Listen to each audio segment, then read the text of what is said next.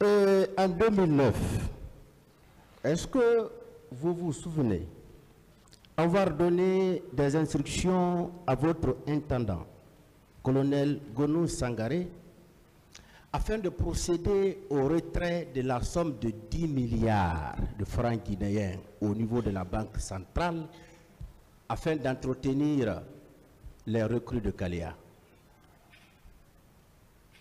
Vous vous souvenez avoir donné ces instructions? Monsieur le procureur, ce n'est pas M. Camara. Cela ne ressemble pas à M. Camara. Vous n'avez jamais donné d'instructions dans ce sens? Je n'ai jamais donné l'ordre à qui que ce soit de débloquer un montant de quelque nature que ce soit. Et vous n'avez pas appris aussi que ce montant-là a été décaissé pour entretenir les recrues de Kalea? Vous n'avez pas appris cela aussi? Je n'ai jamais appris. Merci beaucoup. Bien.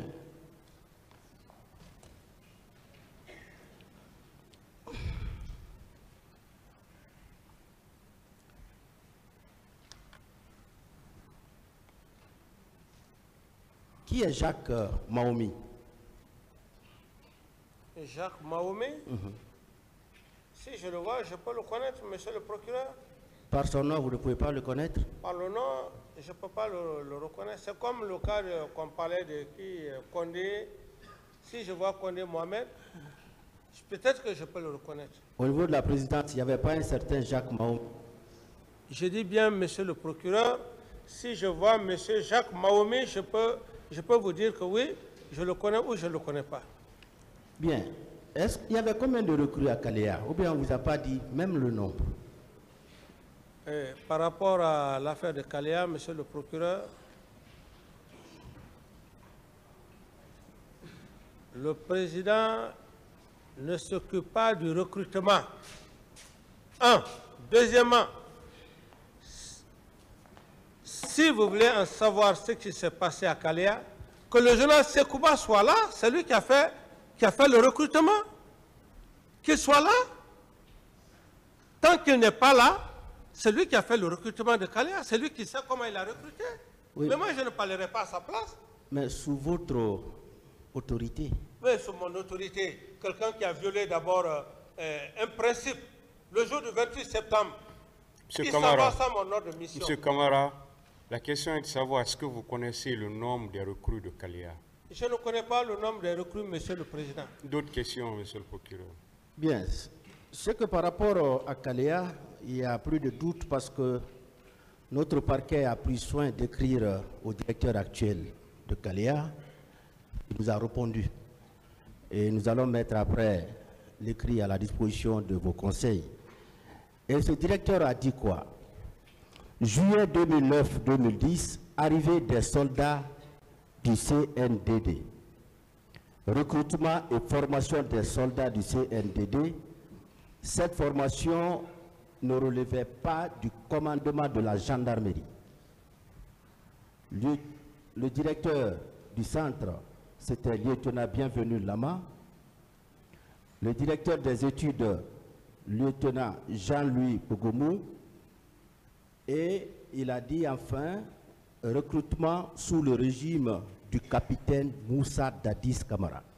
Voici ce que le directeur nous a envoyé. Le capitaine Moussa Dadis Kamara. Oui, qui a fait ce le directeur actuel de Kalea. Oui, mais quand même, c'est tout à fait normal quand on dit sur le régime du capitaine Moussa Dadis Kamara, il faut... C'est ça, c'est son régime. Moi, je vais vous dire que nous, on n'a plus de doute par rapport à l'existence de Kalea. À partir de cet écrit, nous avons la conviction désormais qu'il y a eu des recrutements au niveau de Kalea sous les CNDD. Attendez la question. Attendez la question. Voilà. Qu'on ne nous interrompt pas surtout. Oui. Hein. Voilà, monsieur le procureur, je voulais vous donner... qu'on ne nous interrompt pas. Je voulais vous donner une précision. Oui, attendez, monsieur le procureur. On ne s'est pas compris. On ne s'est pas compris, monsieur le procureur. Avec votre permission. Voilà, on ne s'est pas compris. Je voulais juste vous dire... S'il vous plaît. Attendez. Monsieur le Président, avec votre permission, on veut bien que notre client continue à répondre aux questions relatives à la pièce à la disposition du procureur. Mais comme vous le savez mieux que quiconque ici dans cette salle, les pièces, les preuves, elles sont discutées de façon contradictoire. Nous ne pouvons pas admettre qu'une pièce qui n'est pas à la portée de toutes les parties fasse l'objet de débats. Ça viole le contradictoire, ça viole les droits de la défense. Je vous remercie.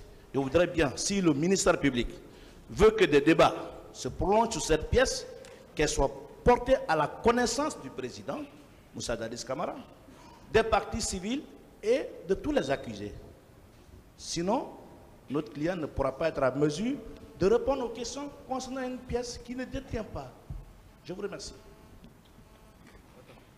On continue, hein, s'il vous plaît, on continue, ça suffit. On continue. Merci, Monsieur le Président. Le ministère public a compris. S'il vous plaît, on continue. Merci. On continue, s'il vous plaît.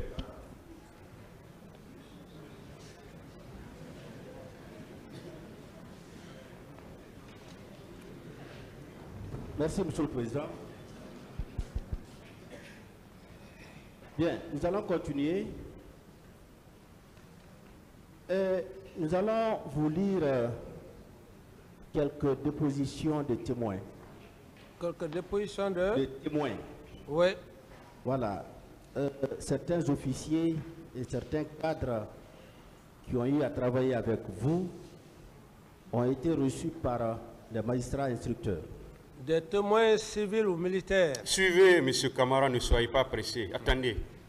J'ai dit certains officiers et certains cadres qui ont eu à travailler avec vous. Oui. Bien. Je commence par le colonel Oumar Sano, Oui. chef d'état-major général des armées, qui a déclaré ceci. On lui a posé la question: est-ce que vous étiez au courant de la manifestation des forces vives qui devait avoir lieu le 28 septembre 2009 au stade du même nom? Il dit: effectivement, nous avions été mis au courant de l'organisation de cette manifestation par les médias privés, locaux et étrangers, et également par l'autorité supérieure. On lui a encore posé la question: concernant la manifestation elle-même, quelles dispositions sécuritaires avez-vous prises? Il a répondu: à la veille de la manifestation, j'ai reçu l'ordre du président de la République de consigner tous les militaires dans les casernes, à l'exception de la gendarmerie et de la police, qui seront chargés du maintien d'ordre. En exécution de ces instructions, j'ai convoqué au camp Alpha Yaya, à la présidence de la République, tous les chefs d'état-major, le directeur national des services de police et son adjoint. À l'occasion, j'ai répercuté la consigne qui m'a été donnée par le chef de l'État. J'ai appelé chacun à prendre toutes les responsabilités pour contrôler et faire respecter les instructions reçues. Vous confirmez ces déclarations? Oui. Bien. Peu après, j'ai reçu une délégation de la Croix-Rouge qui m'a demandé de lui passer des véhicules pour permettre le ramassage des corps qui gisaient au stade.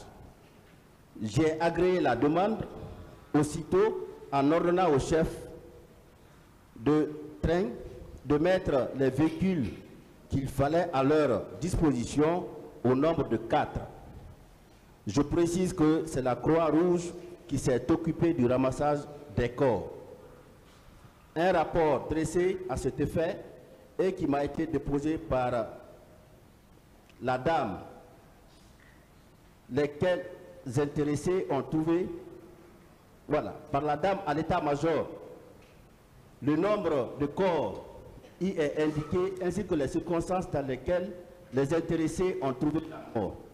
Ces causes tenaient à la bousculade, à des impacts de balles. Ce rapport important se trouve dans les archives de l'état-major général des armées que j'ai déjà quitté. Vous confirmez cela aussi? Ça, c'est sa déclaration. D'accord.